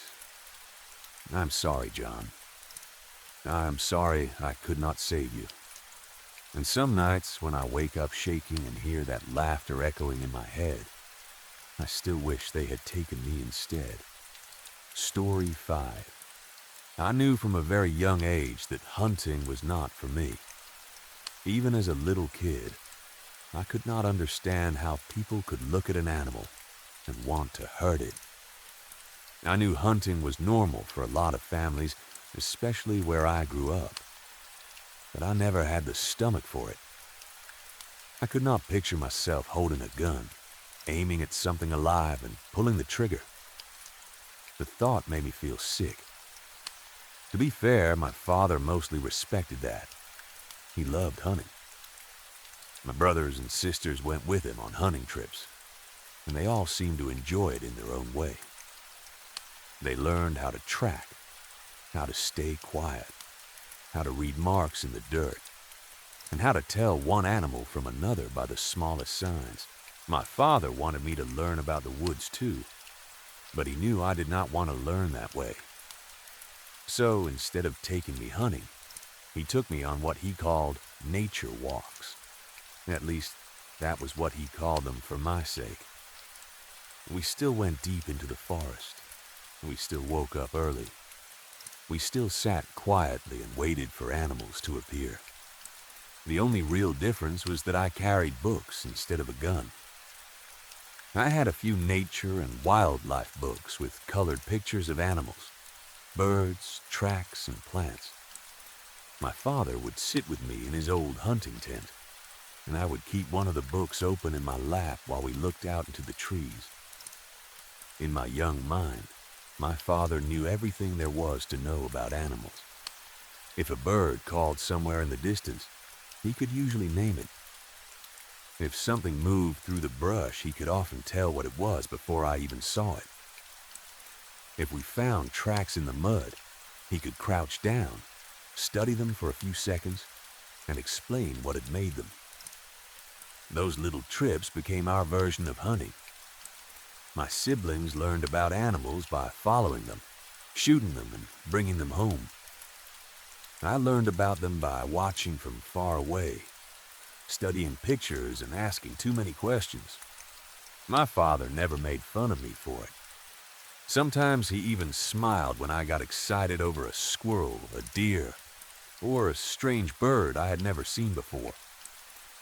One of those trips happened during a cold front in late October.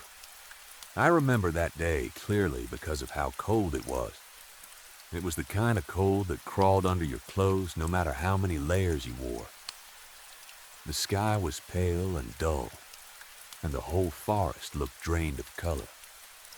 Most of the leaves had already fallen, leaving the trees thin and bare. The ground was covered in brown leaves that crunched under every step. I was bundled up in a thick bearskin blanket, tucked around me as tightly as my father could manage. Even then, my fingers were cold.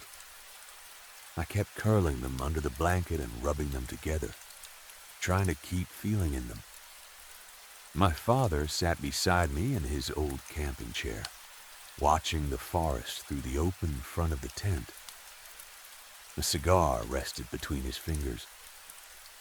Little curls of smoke drifted from the glowing end and disappeared into the cold air. He did not smoke much at home, but he always brought cigars into the woods. He said the smell helped him think. His hunting rifle rested nearby. He always brought it with him, no matter what kind of trip we were taking. Even when he promised we were only going to watch animals and read books, the rifle came too.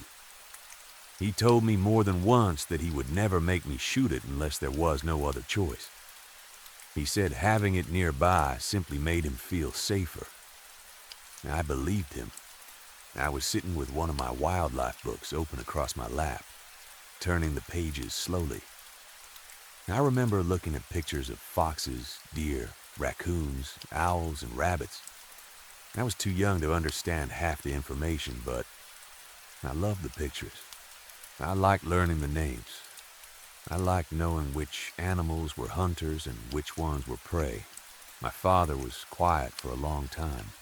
That was normal for him in the woods. He could sit without speaking for what felt like hours. But something about his silence changed. I noticed it before I understood it. His body went still. The cigar stopped moving near his mouth. He leaned forward slightly in his chair, his eyes fixed on something outside the tent. I stopped turning the pages. The wind pressed against the tent, making the fabric shift and snap softly. Somewhere far away, a branch cracked. I looked at my father, waiting for him to say something. He did not.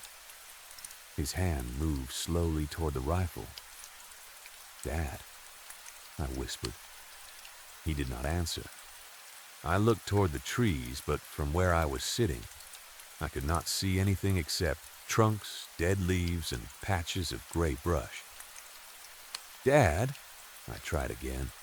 Before I could say anything else, his hand shot out and pushed my head down. I gasped as he forced me toward the ground. The dry leaves under the blanket crunched beneath us.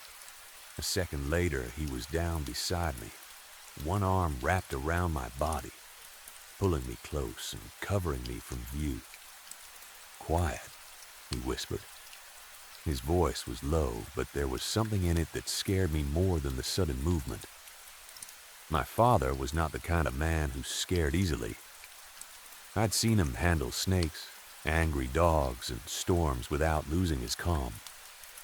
But now his arm was tight around me, and his breath had changed. "What is it?" I whispered. He kept one hand pressed firmly on my back, holding me down while he slowly raised his head just enough to look out of the tent again. He said softly, "I think I saw something." My heart started beating faster. "Like a bear?" "No," he whispered. He reached for the rifle with his free hand and pulled it closer. "Like a rabbit." For a second, I didn't understand. "What?" I tried to sit up, but his hand kept me pinned against the ground. I could turn over a little, though, enough to look up at him. His eyes were still locked on the opening of the tent. His face had gone hard and serious. He cocked the rifle slowly, the sound sharp and loud in the quiet forest. That sound made my stomach tighten. A rabbit should not have made him reach for his gun like that. My father stared for another few seconds, then whispered, That doesn't look right." I swallowed. "What do you mean, Dad?" He did not answer right away. His eyes moved slightly, tracking something outside. I tried again to see what he was looking at, but the angle was bad, and his body blocked most of the opening. Then he said, "Grab your book." I blinked at him. "What?" "Your book," he whispered. "Grab it." He moved his hand just enough to let me sit up, but he kept it close to my shoulder, ready to push me back down if I lifted my head too high. I reached for the wildlife book with cold fingers and pulled it onto my lap. The pages shook a little as I opened it. "Flip to the prey chapter," he said. "The one with the rabbit picture you like." I knew exactly which one he meant. There was a 2-page spread in that book that I loved. It showed a Flemish giant rabbit, huge and soft-looking, sitting in a patch of grass. And I used to stare at that picture all the time because I could not believe a rabbit could get that big. I'd asked my father about it more than once, and he always laughed and told me some rabbits were almost the size of small dogs. I flipped through the pages until I found it. The rabbit in the picture looked calm and harmless. Its long ears stood up. Its fur was thick. Its eyes were placed on the sides of its head, wide and dark, made for watching the world around it. "Okay," I whispered. "Now what?" My father still did not look at me. "Look at the eyes, baby girl." I looked down at the picture. "What about them?" His voice was even quieter when he answered. "Rabbit eyes don't face front, do they?" Story 6. I opened my eyes and started to panic right away. I could not move. At first, I thought I'd been buried alive. Everything around me was dark, tight, cold, and heavy. I tried to move my arms, and that was when I heard the sound of metal scraping against stone. Chains. I was chained to a wall, not a basement wall, not a normal wall. It was made of huge blocks of stone, wet and freezing cold against my back. The cold went through my clothes and into my skin. My wrists hurt where the chains held me. My ankles were locked down too. No matter how hard I pulled, nothing moved except the chains, and their sound echoed around me. The room was circular. I remember that clearly, even though I do not know why that detail stuck with me so strongly. The walls curved all around us, and the floor sloped downward through several sets of stone steps. Every step led to the center of the room, and I was not alone. There were other people chained to the wall around me. I could hear them breathing. I could hear small movements, soft sobs, and the weak rattle of chains. The room was barely lit, so I could not see their faces. I could only see shapes. Bodies against the wall, heads lowered, arms stretched by chains. Below us, the stairs all met at the center of the room, In that center was a raised stone slab. Then I noticed the figures standing around it. At first, they were only shadows, human-shaped, but not human in the way they moved. One of them held a torch, and the fire gave just enough light to show the shapes of their bodies. They began moving toward the people chained around the room. One by one, they dragged them down to the center. At first, I heard quiet crying. It was the kind of crying people do when they are trying not to be heard. Then the crying turned into screaming. As each person was pulled closer to the stone slab, the screams grew louder and worse, until suddenly they stopped. Not slowly, not naturally. They just stopped. It happened again and again. Chains rattled, feet scraped, someone cried, someone screamed, then silence. Then it was my turn. The figures came toward me, and now I could see what they were wearing. Long maroon robes covered their bodies.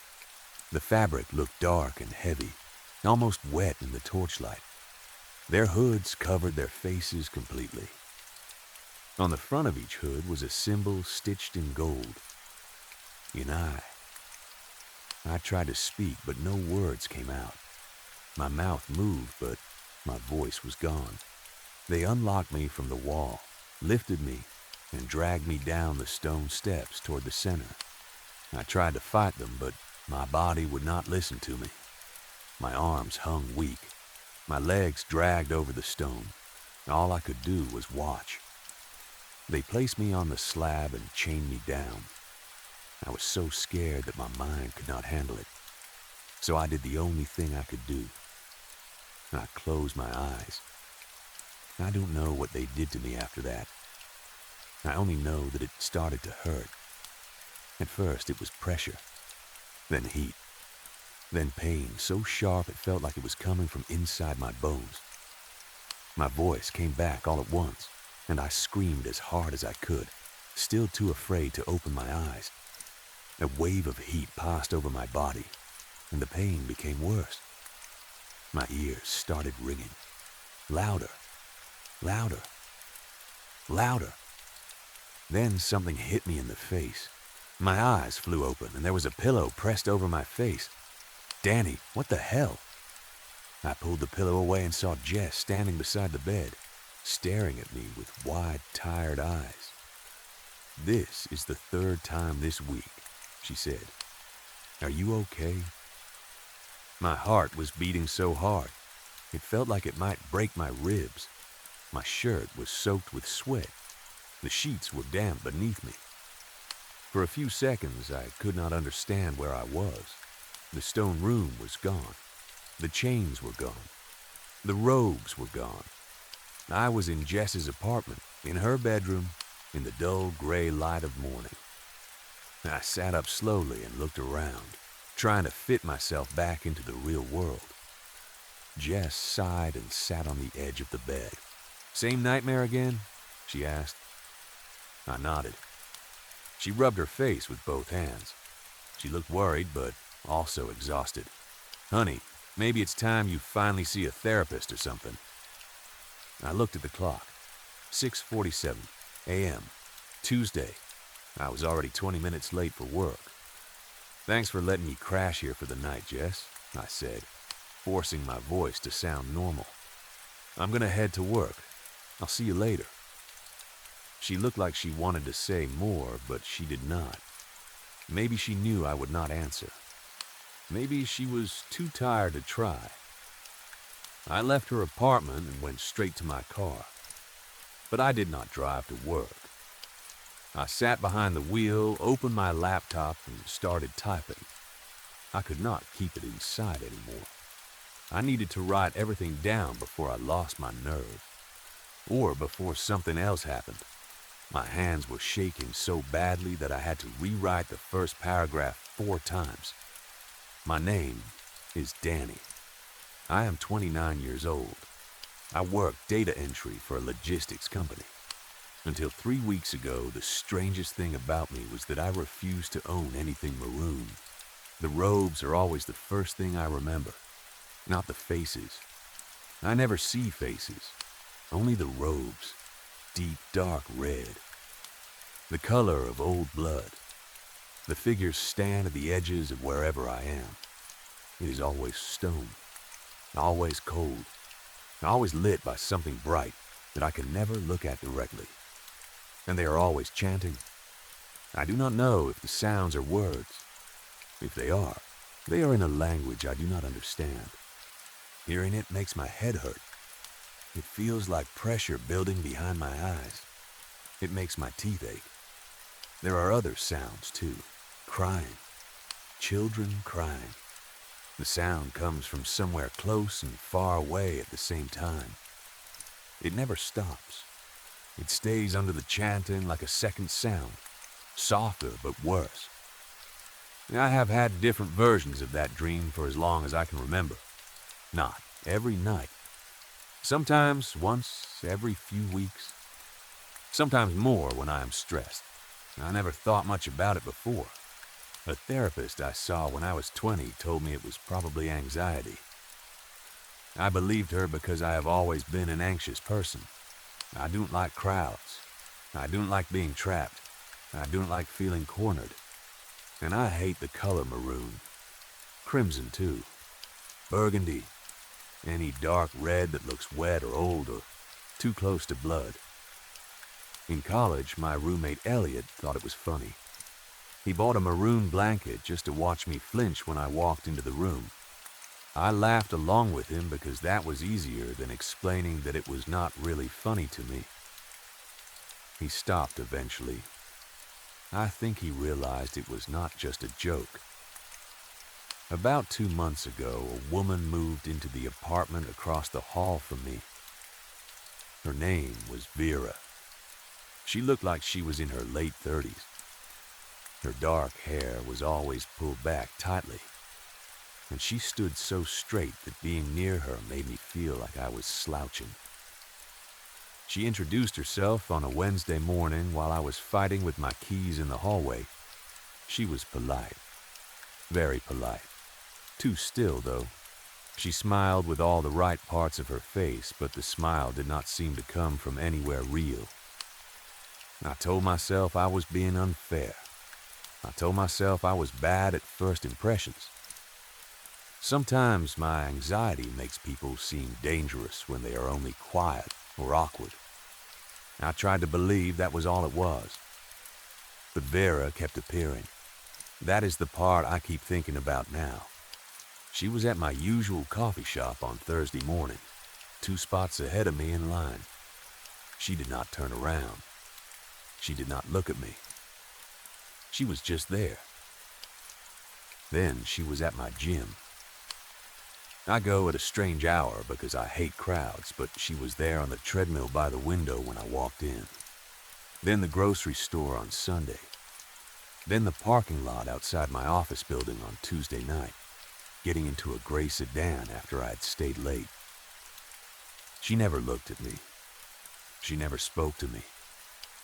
She just kept showing up. I started keeping notes on my phone. I do that when my anxiety gets bad.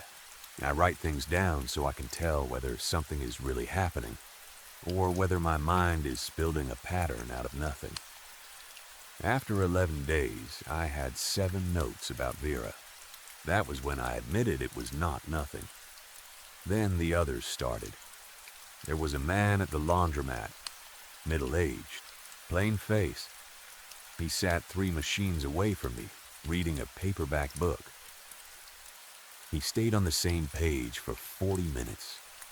I know because I kept looking at him. Every time I glanced up, he was sitting in the exact same position. When I left, he closed the book. It was upside down. Then there was a teenage girl with a bike outside my building. She sat on the low brick wall across the street for 4 days in a row. Earbuds in, phone in her hands. Young enough that I felt stupid being afraid of her. Old enough that I was afraid anyway. Then my co-worker Marcus started asking me to lunch. That sounds normal, but it was not. Marcus and I had worked near each other for 2 years, and we had barely spoken. Suddenly, he wanted to know everything about me, my routine, whether I had family nearby, whether I lived alone, whether I had ever had blackouts or missing time. He asked it like it was casual, but by the third lunch I was giving one-word answers and eating as fast as possible. The thing is, I did not have a clean answer to the blackout question. I have gaps in my memory. I always have. My adoptive parents told me I had a rough first few years before they adopted me, and that was probably why I did not remember anything from before I was 4. Trauma response. Simple enough. I never questioned it much because what would questioning it change? But when Marcus asked, something inside my chest tightened. I told him no, never. Then I changed the subject. The first thing I couldn't explain happened on a Saturday afternoon during the 3rd week. I was coming back from a walk. I do that when my apartment starts feeling too small. I walk with no destination and no headphones. It helps clear my head. It was a gray, cold afternoon, and there were not many people outside. For the first time in weeks, I had started to feel calm. Then I turned the corner onto my street and almost walked straight into the man from the laundromat. He was standing on the sidewalk. No book this time. No excuse. He was just there, looking at me with an expression I can only describe as waiting. He said, "You're not sleeping well." Not a question. I said something like, "Excuse me?" and tried to move around him. He stepped with me and blocked my way. "It's going to get worse before it gets better, Daniel," he said quietly. "We can make it stop. We can explain everything." Nobody calls me Daniel. My name is Danny. On my mailbox it says D. Wren. He said Daniel like he had known that name for a long time. I pushed past him and walked fast. My heart was pounding. I did not look back. I got into my building, went upstairs, locked my door, and stood in my kitchen breathing through my nose until my hands stopped shaking. Then the fear turned into anger. I picked up a mug and threw it at the wall. It did not break. It hit the wall and bounced back. Mugs do not do that. It landed on the floor, spun in a small circle, and stopped. Then I heard something from the hallway, not from Vera's apartment, not from downstairs, from the hallway itself. A deep shifting sound like something very large had moved its weight. My neighbor, Mr. Hale's dog, started barking. It barked for 20 minutes. I told myself the mug must have hit at a strange angle. Maybe it was cheap ceramic. Maybe I did not throw it as hard as I thought. I managed to believe that mostly. The barking was harder to explain. A week later, I ran into Vera in the elevator. She looked at me and said, "You look exhausted. You should try valerian root." Then she looked at my chest, not my face. My chest. The elevator doors opened on the ground floor and she walked out without another word. I was not wearing anything there. No necklace, no pendant, nothing. Just a plain gray shirt. But she looked at my chest like something was hanging there. I need to explain my parents. My adoptive parents are Peter and Lena Wren. They are good people. Truly good people. The kind you do not fully appreciate until you are grown and have met enough other people to understand how rare that is. They adopted me when I was 4. My file was thin, even by the standards of a broken system. My mom used to say I came to them with nothing but the clothes I was wearing and a willingness to eat everything she put in front of me. I called my dad 2 days after the elevator incident. I told myself I just wanted to talk, but he could tell something was wrong. He always can. I said it was work stress. Then I tried to sound casual and asked, "Hey, did I ever have any medical stuff as a kid? Like, did they give you any history when you adopted me?" There was a pause. It was short. Maybe it meant nothing. But I have known my dad for 22 years, and he does not pause before answering normal questions. He said no. The file was basically empty. That was common with kids from chaotic backgrounds. He said I had night terrors when I was little, but I grew out of them. He said I was a happy kid. Then he asked again if I was really okay. I said yes. We talked about normal things after that. His garden, my mom's book club, small, safe things. When I hung up, I sat on the couch for a long time and thought about that pause. Marcus quit my company on a Friday, just gone. He sent an email on Thursday evening and cleaned out his desk. His replacement started the next Monday. Her name was Priya. She seemed normal for about 3 days. Then she started asking if I had ever considered joining a meditation group because she thought I had a lot of energy that needed direction.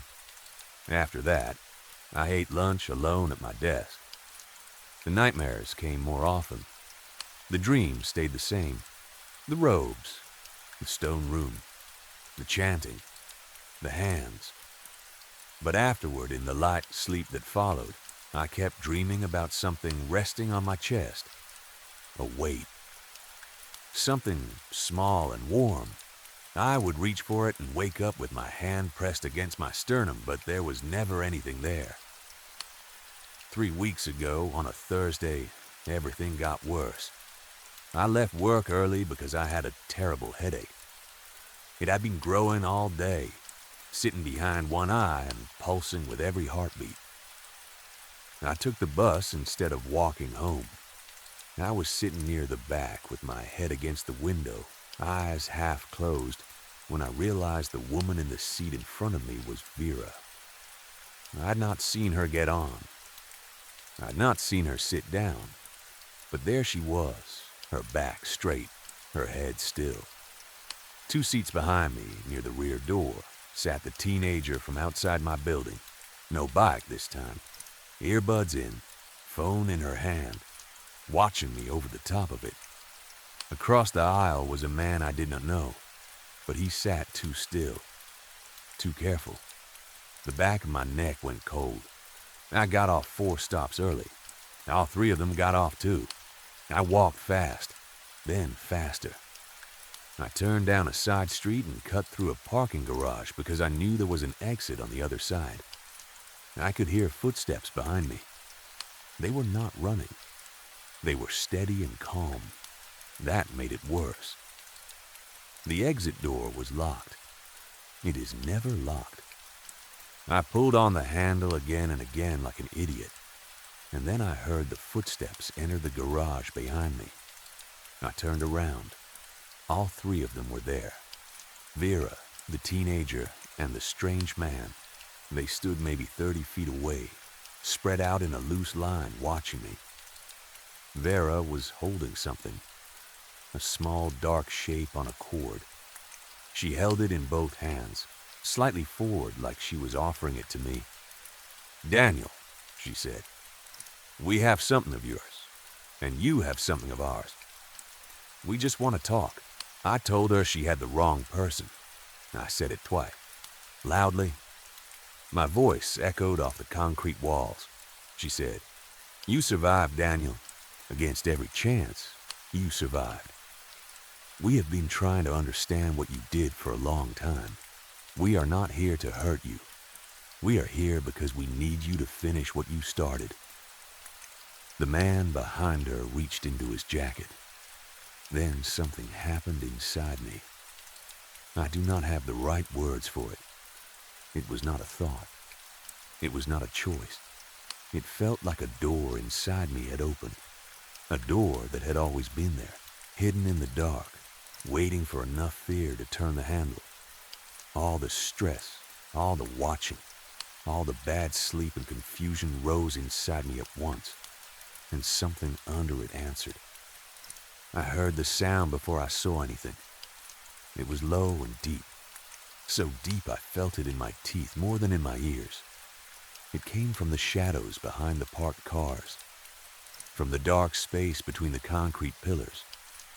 Something was moving there, something too large to move in that place without touching anything. But it did not touch anything. Vera dropped the pendant. I watched it hit the concrete. Then I saw her face. It was not the face of someone in control anymore. I ran. The fire exit door, which had been locked a moment before, was suddenly open. I burst through it, ran down the alley, and came out onto a bright street. I did not stop until I was inside a crowded cafe, sitting with my back to the wall and a coffee in front of me that I never tasted. Behind me, in the parking garage, I heard shouting, then one scream, then silence. No sirens came. No one followed me. I went home. I know I should have called the police. I know that. But what would I have said? My neighbor and some strangers followed me, cornered me, said strange things, and then I heard something in the dark and ran away. They would have wanted to go to the garage. I did not want to know what was in the garage. I double-locked my door and sat on the couch, trying to think clearly. Vera's apartment was silent. No movement, no sound. Around 9 that night, I looked through the peephole. Her door was slightly open, only an inch or two. In all my years of apartment living, I'd never seen anyone leave their front door open at night. I did not open it. I went back to the couch. At some point, I fell asleep. I dreamed the dream again. The robes, the stone, the chanting, the hands. But this time near the end, before the heat and the bright light, I looked down at my chest. I saw the pendant, small, dark metal, hanging from a black cord. I could not understand its shape, no matter how hard I looked. It was warm against my skin, even in that freezing stone room. And in the dream, something looked back, not at me, through me. It was far below, patient and deep, like seeing something move under black water. I woke at 3 in the morning and stayed awake for hours.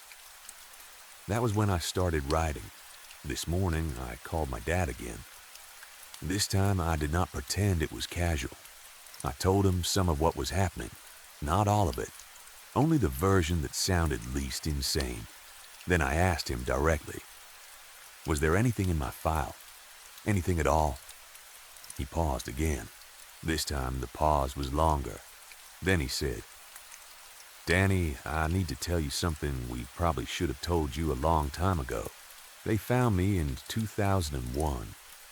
A social worker in a rural county had received an anonymous tip about a property, a farmhouse, or what used to be a farmhouse, because by the time anyone arrived, most of it had burned. There were adults on the property, 11 of them. The official report called it a fire of unknown origin. The investigation ended quickly, the way investigations sometimes do when people higher up decide they should. I was found in a field about 20 meters from the burned building. I was around 3 or 4 years old. No ID, no family. No one came forward to claim me. My file had the case number from that rural county, nothing else. My dad's voice stayed calm while he told me. He is a steady man.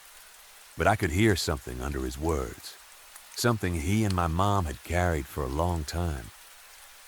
He said, we never asked too many questions because we were afraid of the answers.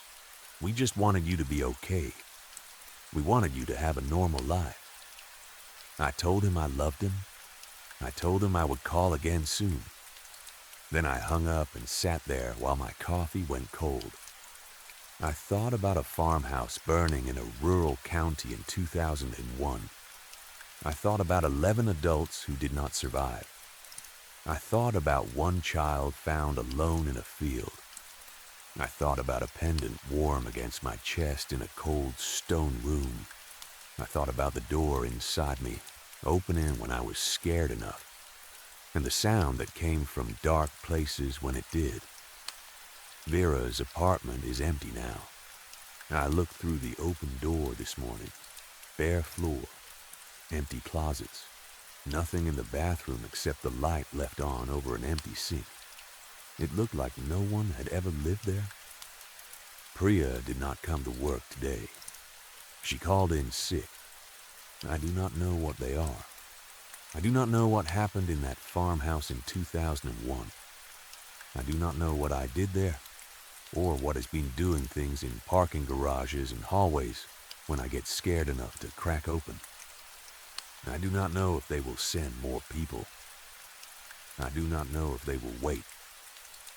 I am writing this because I need someone to know, and because I think people here might believe me more than anyone else would. If you know anything about a cult farmhouse fire in a rural county in 2001, anything at all, please tell me. And if you own anything dark red, maroon, crimson, or burgundy, maybe keep it out of sight for a while. I do not fully understand why I'm saying that, but I mean it. 6 hours after I wrote all of that, someone slid a piece of paper under my door. It is a photocopy of what looks like an old handwritten ledger. The paper in the copy looks aged, and the handwriting is hard to read. There is a date on it. I can only make out that the year ends in 97. Under it is a list of names I do not recognize. At the bottom, someone circled one line in pen. D. Cassell. Vessel confirmed. Pendant transferred. Summoning incomplete. Primary subject unaccounted for. Pendant unresponsive since incident. Awaiting recovery of subject. He is the key, not the lock. Under that, in newer handwriting, someone wrote another message.